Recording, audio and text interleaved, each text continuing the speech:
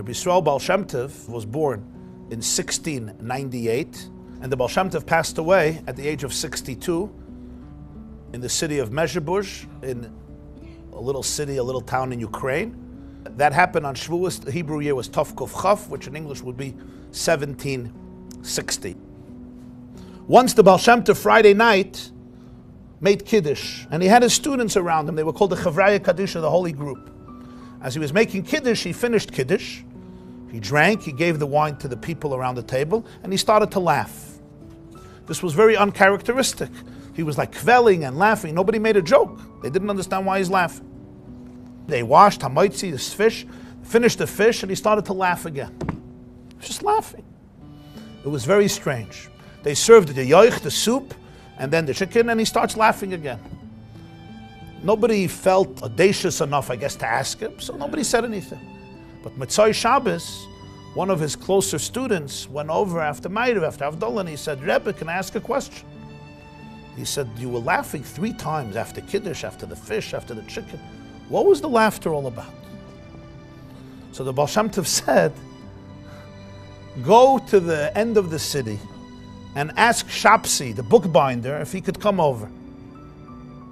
So he goes to Shapsi, the bookbinder, and he says, the Bal Shem Tov asked if he could come over to the Beis Medrash, to the shul in Mezhebush. So he comes over. So the Bal Shem Tov tells him, Shapsi, can you share with everybody what happened Friday night in your house? He says, Rebbe, don't embarrass me. I won't do it again. He says, no, it's not embarrassing. I want everybody to know what happened. If you don't mind sharing what happened Friday night in your house. So he says, okay, I'll share. You know, Rebbe, he says, for me and my wife, Shabbos is an amazing day. And I always saved up money for my bookbinding business to have a little extra to be able to buy wonderful, delicious food and delicacies to celebrate Shabbos as we should. But you know, the last few weeks, there's been heavy snows here in this part of the Ukraine and Mezhebush, and nobody came to bind their books. And I didn't have any savings. So it came before Shabbos, it was Thursday night, and I tell my wife, not one customer came, I don't even have a kupka. Kupka would be like a penny. So my wife says, so what do you want to do Shabbos? I said, there's nothing, I can't even afford a candle. You should be able to light candles, never mind a piece of fish, never mind wine. So Thursday night we spoke and we realized this is a situation, and I shed a tear, my wife shed a tear, and we went to bed hungry. Friday morning, I realized for me to stay in the house, it's going to be very depressing. So after Shachris, I decided I'll just stay in shul and I'll learn. And I learned the Parsha of the week, and I was Ma'avid the Sedra, and I said Shir Hashirim, and I went to the mikveh, and I prepared for Shabbos. And I knew that I'm coming home not to a regular Shabbos, but that's it.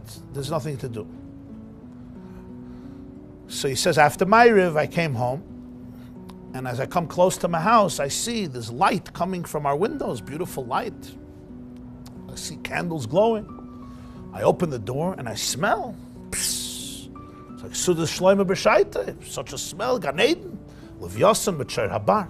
I walk into the house and I see a tablecloth set up with foods and delicacies we never even dreamt of. My wife prepared our Shabbos meal. So I look at her and I say, where did you get all of this? So she said, I saw you pain Thursday night, how pained you were. So after you went to shul Friday morning, I decided, let me search.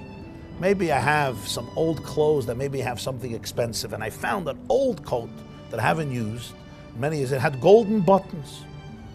So I went immediately, I took off the buttons, and I went to the man who deals with gold, and I got a wonderful sum of money, and I bought candles, and I bought the best food for Shabbos, so we'll have a beautiful Shabbos. He says, I can't thank you enough. And we did Shalom Aleichem together and Eishes Chayil together, and when I said Eishes Chayil Meyimtza, I certainly knew who I was talking about. Rabbi's Bonos Osuchel Va'at Olis Al Kulana. I made Kiddush. We were so happy. I finished my Kiddush. And I turned to my wife and I said, you know, I could not thank you enough for what you have done. And I can't thank Hashem enough for giving me a wife like you and for giving us the gift of Shabbos. So he says, Lo megein atensel. Let's dance. So she says, sure. And he said, me and my wife, we joined arms and energies and we danced around the table. We made hamoitzi, ate the fish, and after the fish, I was so inspired. I looked at her and I said, how did I get so lucky to be married to a person like you? And how did we get so lucky to have a gift like Shabbos? And how could we express thanks that this Shabbos we could still celebrate with so much ecstasy and delight? We have to dance a second time. She said, I'm game. And we danced again around the table for a long time with tremendous joy. We sat down. I ate the chicken. After the chicken, I told my wife, my heart is swelling with joy and ecstasy.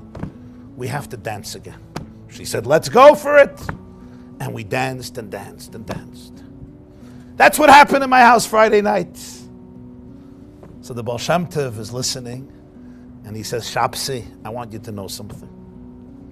When you and your wife danced after Kiddush, and after the fish, and after the chicken, you should know you weren't the only ones dancing. Heaven was dancing with you.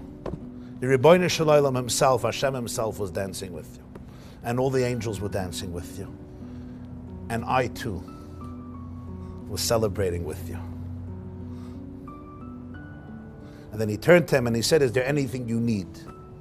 So he said, the one thing we would love as a child, we were never blessed with a child.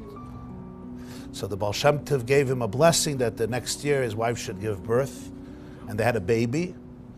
And she named him Yisrael. And he became the Koznitz Maggid. The Koznitz Maggid's name was Rabbi Yisrael of Koznitz. He wrote a sefer called Avodas Yisrael. Koznitz is a city in Poland. He became one of the luminaries of the Hasidic world in Poland. He was a son of Reb Shapsi, who was the bookbinder of Mezhebush.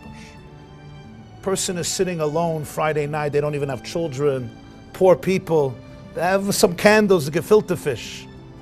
And they're dancing. He said, heaven is dancing with you. And I also danced with you. The unique recognition of a person's indispensable, non-negotiable value.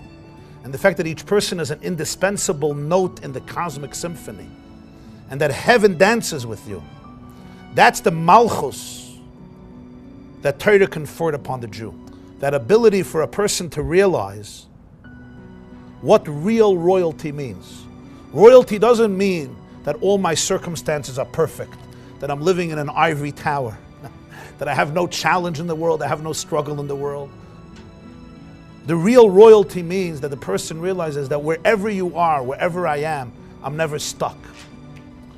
There's meaning, there's purpose, there's light, there's infinity, there's a mission here. I'm a shliach, I'm an ambassador of the Rabbi Shalom in this world. I'm an ambassador of the Rabbi Shalom in these very circumstances.